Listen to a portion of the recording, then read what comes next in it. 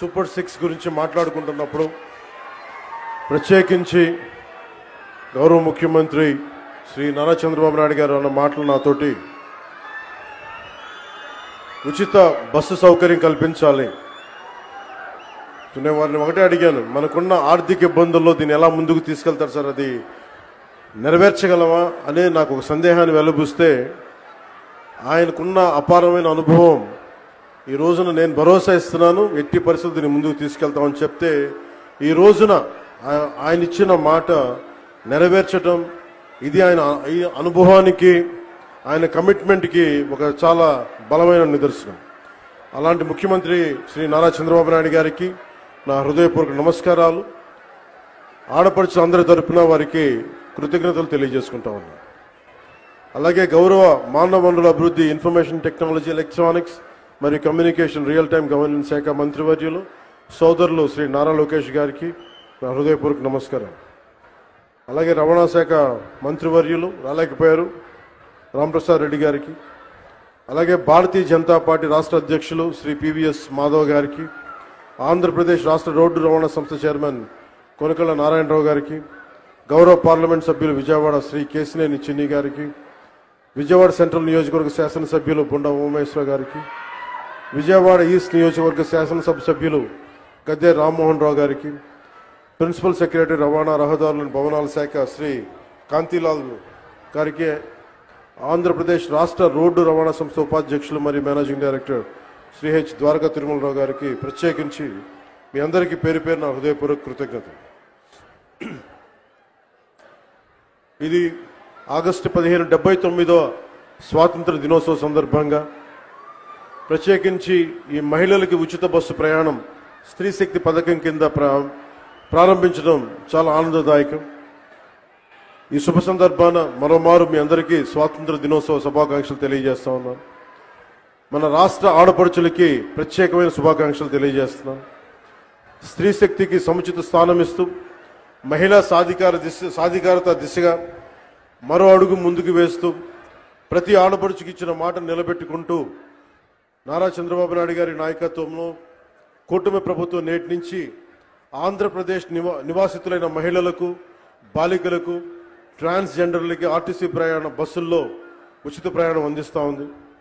ఈ పథకాన్ని అమలు చేయడానికి కూటమి ప్రభుత్వం ఏటా సుమారు 2000 కోట్ల రూపాయలు ఖర్చు చేస్తూ ఉంది.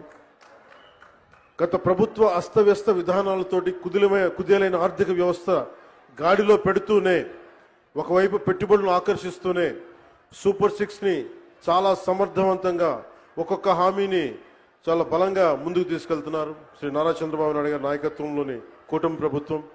ఇచ్చిన మాట మేరకు ప్రతి విద్యార్థి తల్లికి వందనం పథకం అమలు చేశాం. దీపం 2 పథకం కింద మహిళలకు ఇప్పుడే 2 విడత లబ్ధిదారులకు గ్యాస్ సిలిండర్లు ఉచితంగా ఇచ్చాం. స్త్రీ శక్తి పథకంతో మహిళా ప్రయాణికులకి ఉచిత బస్సు సౌకర్యం అందించేందుకు ఏపీఎస్ఆర్టీసీకి చెందిన 8458 బస్సులు ఉచిత ప్రయాణానికి అందుబాటులో ఉంటాయి. ప్రభుత్వం ఎంపిక చేసిన 5 రకాల బస్సుల్లో నిర్ణీత గుర్తింపు కార్డు, అది ఆధార్ కావచ్చు, ఓటర్ ఐడి కావచ్చు, రేషన్ కార్డు కావచ్చు, లేదా రాష్ట్ర మరియు కేంద్ర ప్రభుత్వ ఐడిని చూపించి రాష్ట్రం మొత్తం ఎలాంటి ఆంక్షలు లేకుండానే తిరిగేందుకు ప్రభుత్వం ద్వారా అవకాశం కల్పిస్తున్నాం. Palle Velugu, ultra Palle Velugu, express, city ordinary, city metro express బస్సుల్లో మహిళలంతా ప్రయాణించవచ్చు. మహిళా ప్రయాణికులందరికీ 0 షేర్ టికెట్ జారీ చేసి ప్రయాణానికి అనుమతిస్తారు. ఉచిత ప్రయాణంతో పాటు మహిళా ప్రయాణికుల భద్రత కూడా కూటమి ప్రభుత్వం అత్యంత ప్రాధాన్యత ఇస్తుంది.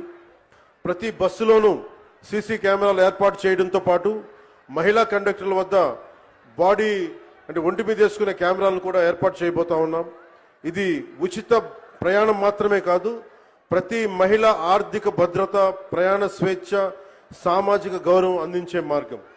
ఇందాక దారి పొడవుతా ఉండవల్లి నుంచి వస్తూ ఉంటే ఒక్కొక్క ఆడపడుచుతో మాట్లాడుతూ ఉంటే ఎంతంత సేవ్ అవుతుందమ్మా మీకు ఈ ప్రయాణం వల్ల అంటే, విద్యార్థులకి 1500 నుంచి కొంతమందికి 2000 రూపాయలు, నిజంగా ఒక 1500 2000 రూపాయలు ఒక సగటు ఆడపడుచుకి ఇది మనకి పొదుపు చేయగలుగుతున్నాం అంటే దానికి దూరదృష్టి ముందుకు తీసుకెళ్లిన గౌరవ ముఖ్యమంత్రి శ్రీ నారా చంద్రబాబు నాయుడు గారికి సంపూర్ణంగా ఈ ఈ గుర్తింపు ఆయనకి రావాలి. అలాగే మేమందరం ఈ రోజు ఇంత బలంగా చేయగలుగుతున్నాం, ఇంత ఇలాంటివి ఇన్ని పథకాలు ముందుకు తీసుకెళ్తున్నాం, పెట్టుబడులు ఆకర్షించగలుగుతున్నామంటే ఒకటి రెండు కీలకమైనవి. ఒకటి, మీరు మా మీద భరోసా పెట్టారు. మేము ఎలక్షన్ సమయంలో మీకు చెప్పాం, మీరు చంద్రబాబు నాయుడు గారి మనకి నేతృత్వంలో ఉన్న కూటమి ప్రభుత్వాన్ని మీరు అండగా నిలబడండి, మేము మీకు అండగా నిలబడతాం.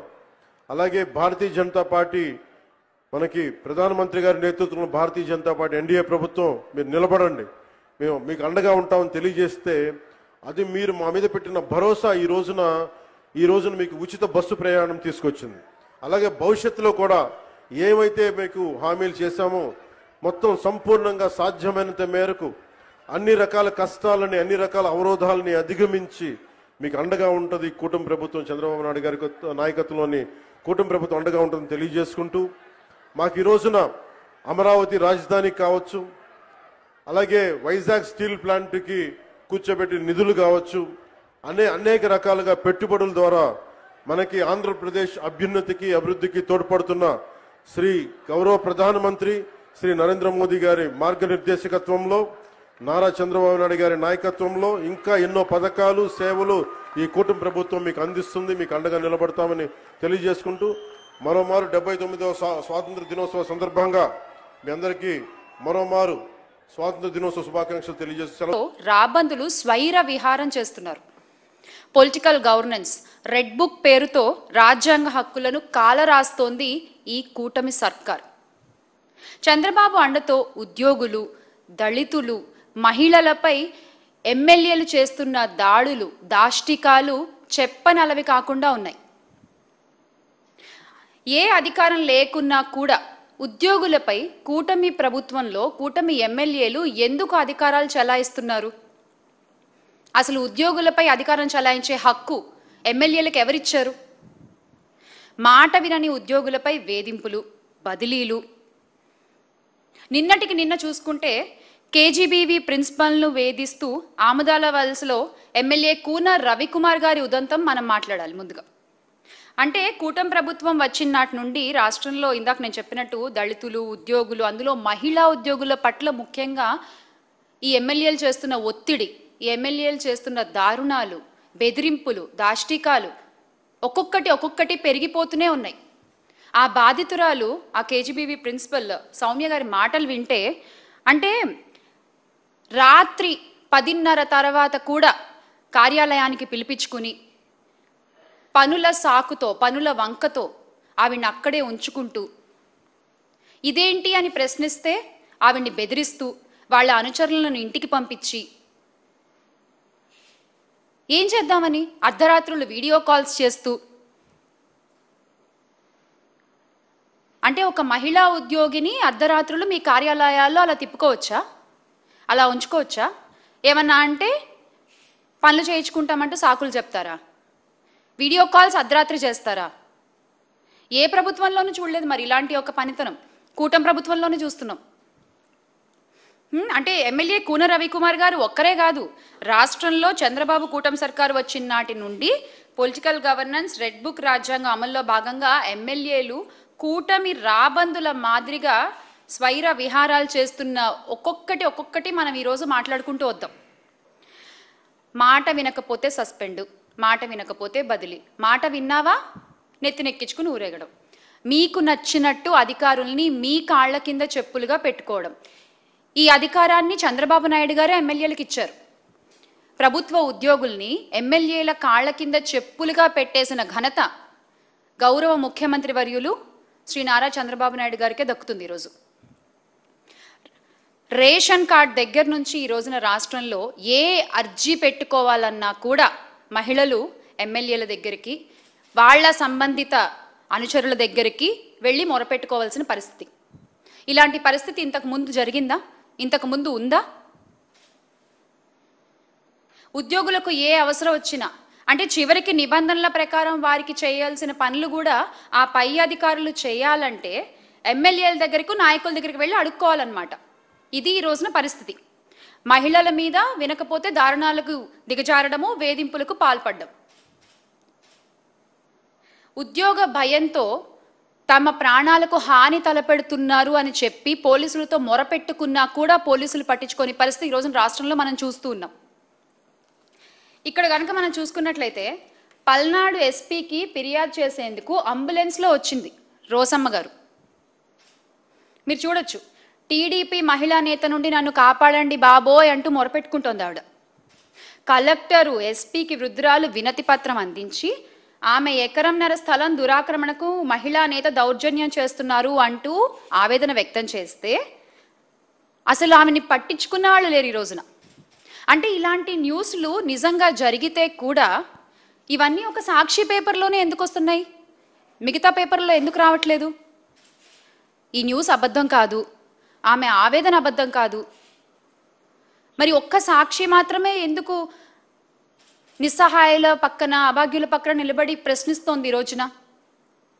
ఈ విషయం రాష్ట్ర ప్రజలందరూ కూడా గమనించాలి. ఎందుకు అంటే మొన్నటికి మొన్న శ్రీకాకుళం జిల్లా ఆముదాలవలసకు చెందిన టీడీపీ ఎమ్మెల్యే రవికుమార్ గారు మహిళా ఉద్యోగుల్ని వేధించిన సంగతితో పాటు ఇలాంటివి రాష్ట్రంలో ప్రతిరోజు కోకొల్లలు జరుగుతున్నాయి. కానీ ఎంతమంది మాట్లాడుతున్నారు దీని మీద? మాట్లాడరు. ఎందుకంటే ఎల్లో మీడియా మాఫియా ప్రశ్నించే సాక్షి ఛానల్ గొంతు నొక్కేస్తారు, ఇబ్బందులకు గురి చేస్తారు ఆ ఛానల్ని కూడా. ఇంకెవరు వాళ్ళని ప్రశ్నించకూడదన్నమాట. వాళ్ళు మాత్రం వాళ్ళ అధికారాలని దుర్వినియోగం చేసుకుంటూ ఎన్ని అఘాయిత్యాలకైనా ఎన్ని అరాచకాలకైనా పాల్పడచ్చు. ఉదాహరణకి మన సౌమ్య గారు ఉదంతం. దాంతోపాటుగా ఇంకొకటి, మన నరసరావుపేట రూరల్కి సంబంధించిన విషయం ఇది. లైంగిక దాడికి యత్నించిన టీడీపీ నాయకుడు ముక్కపాటి వెంకటేశ్వర్లు గారు